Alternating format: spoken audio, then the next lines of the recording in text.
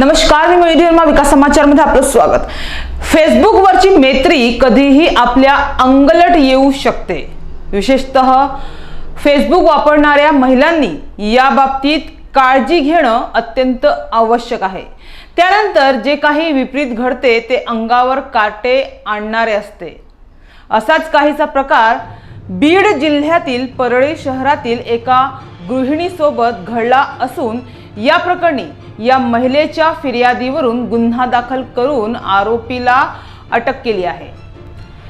परळी वैद्यनाथ येथील शारदानगर भागातील 32 वर्षीय गृहिणी महिलेची आरोपी अकबर शेख, वय वर्ष 23, राहणार तेलगाव नाका, इंदिरानगर, बीड याने महिलेशी फेसबुक अकाउंटवर ओळख करून घेतली।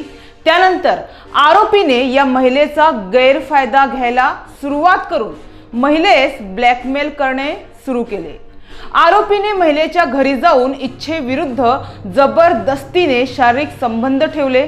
तसेच 13 मार्च रोजी फिर्यादीच्या पतीला जीवे मारण्याचा प्रयत्न केला। महिलेला चापटा बुक्क्याने मारहाण देखील केली। तर या 2 एप्रिल रोजी महिलेच्या घरी कोणी नसताना सकाळी आरोपीने घरी जाऊन तू मला कॉल करून का बोलत नाहीस असे म्हणून महिलेचा विनयभंग केला।